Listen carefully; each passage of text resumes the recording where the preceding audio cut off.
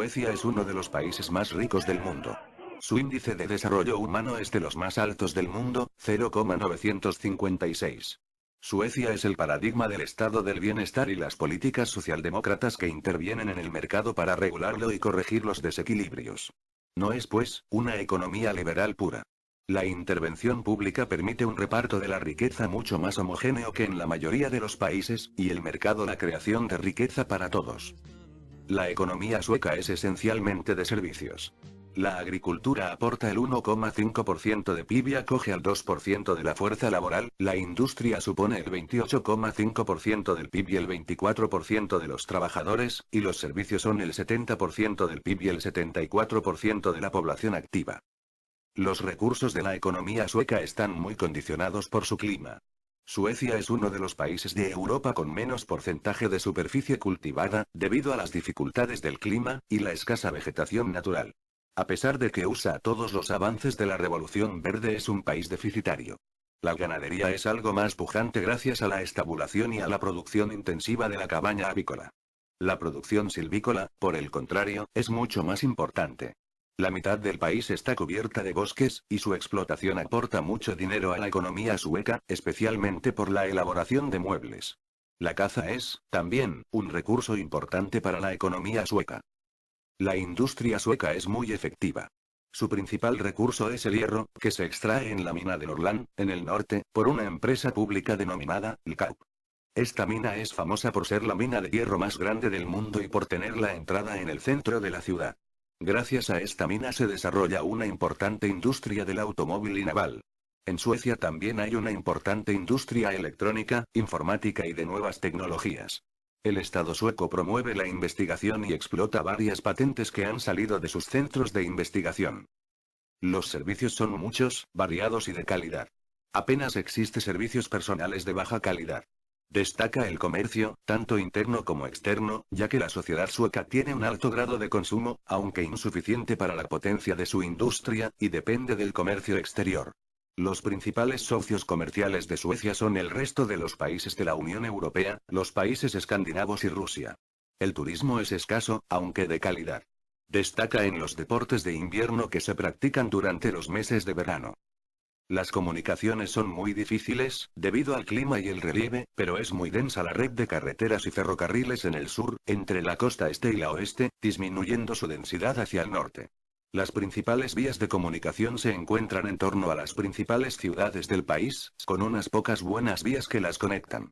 Los puertos, la red de canales y ríos internos completan la red de comunicaciones. Suecia tiene varias multinacionales, como Volvo, Saab, Scania, Ericsson o IKEA, además de otras menos conocidas debido a que su mercado son otras industrias de equipo. Esto a pesar de una presión fiscal muy grande que es la que permite sostener el estado del bienestar, y una correcta distribución de la riqueza creada, en buena medida, por el Estado.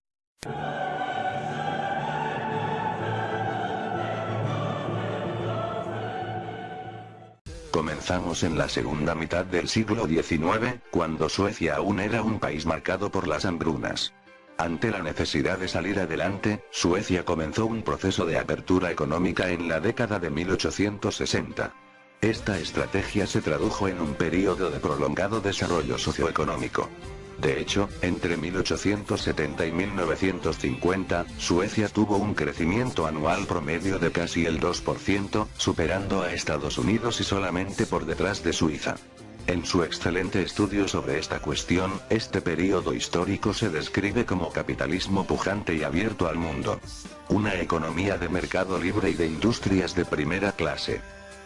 En la Suecia de 1933, la carga tributaria total era inferior al 20% del PIB, un 5% menos que la fiscalidad francesa o británica.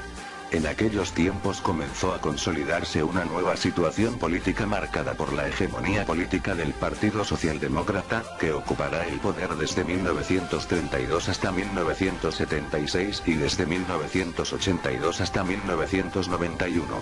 Desde entonces, el intervencionismo del Estado creció de manera firme.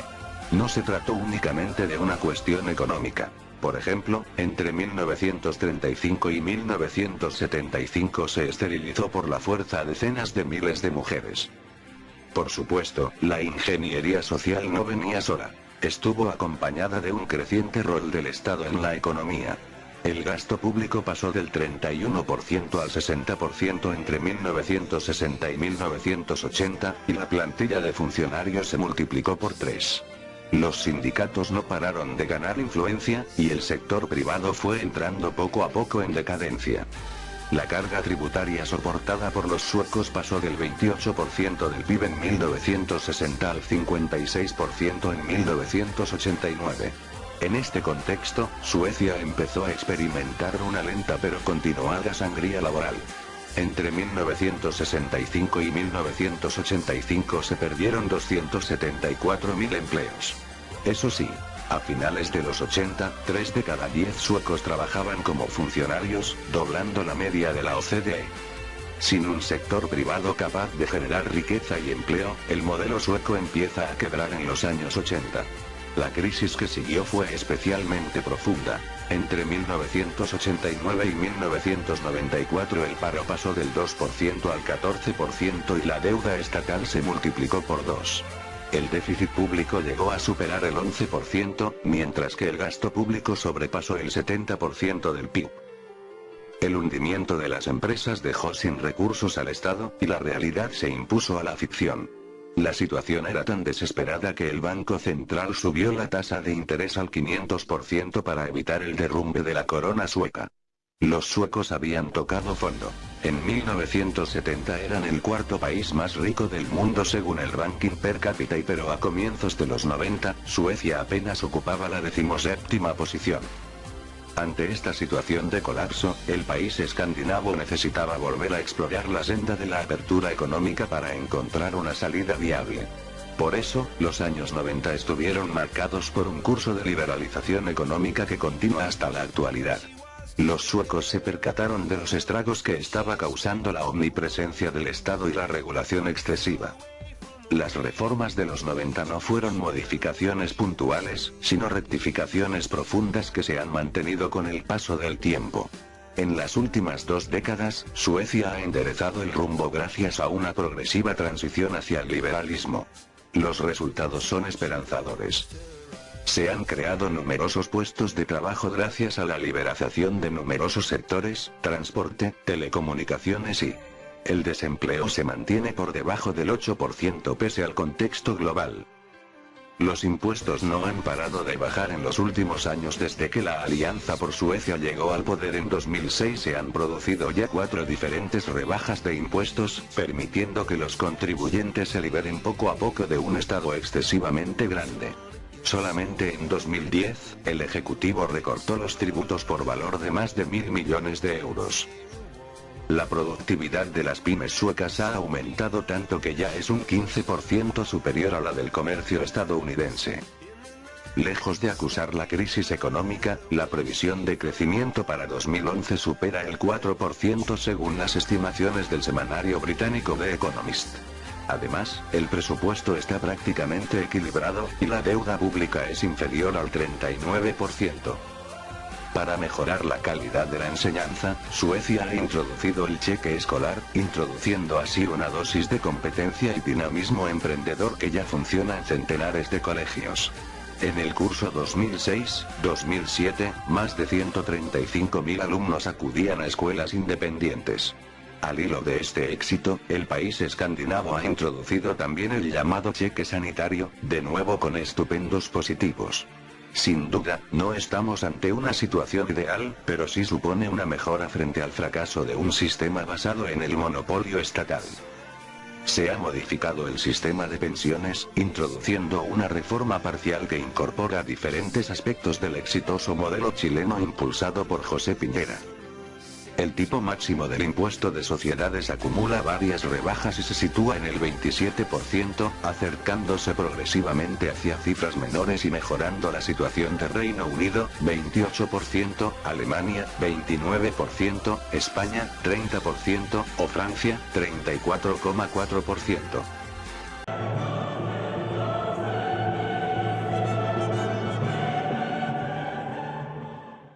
Suecia, el primer país sin billetes de curso legal. El primer país europeo en introducir los billetes en su sistema monetario será el encargado de cumplir la profecía New Age que preveía la desaparición del dinero físico con la llegada de los medios de pago digitales. Suecia introdujo el papel moneda en el año 1661 de la mano del cambista Johan Palmstruch, quien entregaba billetes como recibo para quien depositaba oro u otro metal en el Banco de Estocolmo. Hoy, el país escandinavo evalúa la posibilidad de volver a ser pionero, aunque en esta ocasión eliminando por completo monedas, billetes y toda expresión física del dinero para sustituirlos por tarjetas de crédito, abonos a través del teléfono móvil y pasarelas de pago vía Internet. Desde hace varios años, algunas ciudades suecas han dejado de aceptar el dinero en efectivo. De hecho, las monedas y los billetes ya solo representan el 3% del dinero en circulación, en contraste con el 9% de promedio de la eurozona y el 7% de Estados Unidos. Lucha contra la delincuencia. Una de las principales causas de la extinción del dinero sueco está en la lucha contra el crimen. Un incremento en los robos a mano armada llevó a las entidades financieras a iniciar una progresiva disminución del uso de efectivo en operaciones bancarias. La iniciativa se tradujo en una drástica reducción de los asaltos, que han pasado de 110 a solo 16 en 3 años. Si podemos reducir la cantidad de dinero que circula en los bancos y las compañías, también se reducirán los robos, ha explicado Marie Luth, portavoz del Sindicato de Trabajadores Bancarios, a la página web de la BBC británica. Cuando abandonemos totalmente el dinero, no habrá más robos. ¿Qué sentido tiene robar un banco si no hay nada que llevarse? Concluye. El bus y la limosna, con tarjeta. La delincuencia fue precisamente la causa que obligó al Ayuntamiento de Estocolmo a eliminar el pago en efectivo de los autobuses públicos, después de que varios conductores fuesen asaltados para quitarles por la fuerza la recaudación. Ahora se paga con tarjetas de prepago o con el teléfono móvil. Los nuevos medios de pago han llegado incluso a algunas iglesias como la de Carl Gustaf en Karlshamn, al sur del país.